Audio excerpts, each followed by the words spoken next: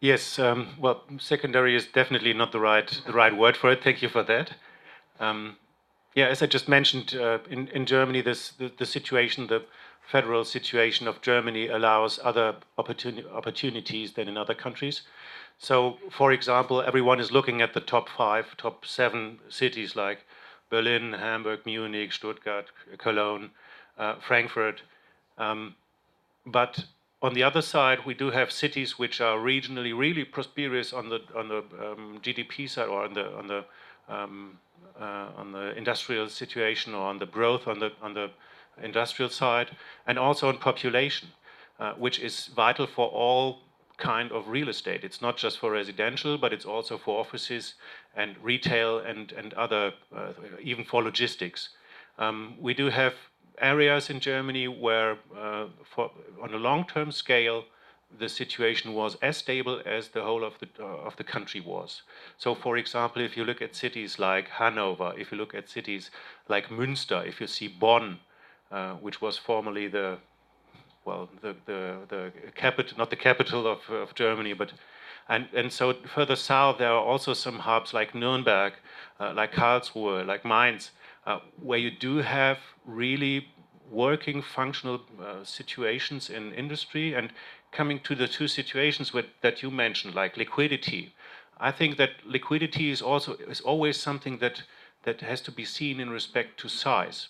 If you buy an office in Darmstadt for 300 million, I would say yes, liquidity is low. But this is nothing which is it would be the same for bigger cities. If you have something like a 1 billion deal, you also have a very small liquidity in that size in big cities as well. So if you just look at stability, liquidity, there are these cities that are mentioned. There are opportunities in between 10 to 50 million in retail, high street retail, in residential, in offices, where you can buy very good product with a core plus type of investment for really reasonable yields that you can achieve. And if you have chosen the right micro location, it's the same in Paris and in other cities as well. If you have chosen the right micro location, you'll always be safe, and you will always have transactions, you always have liquidity. You don't need liquidity like in Paris. If you want to sell an object of 30 or 40 million for example, in Darmstadt, there's no problem to sell that. You have the liquidity.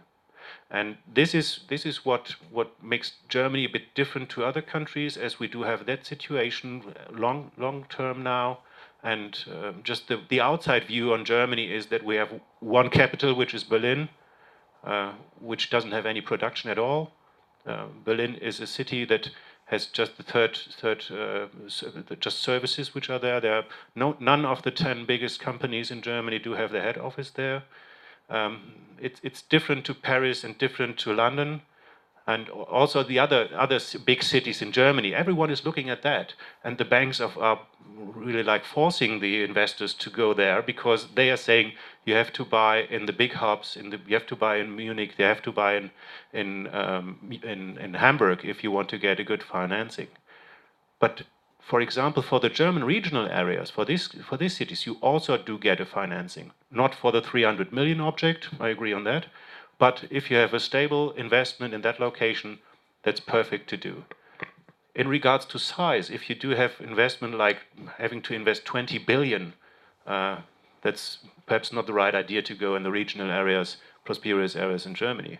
But up to 500, 700 million, you will have a decent portfolio, which is not in one city, which is spread over a few investment areas. If you do have the right asset manager in place at the city, it's a perfect and stable investment that you can do.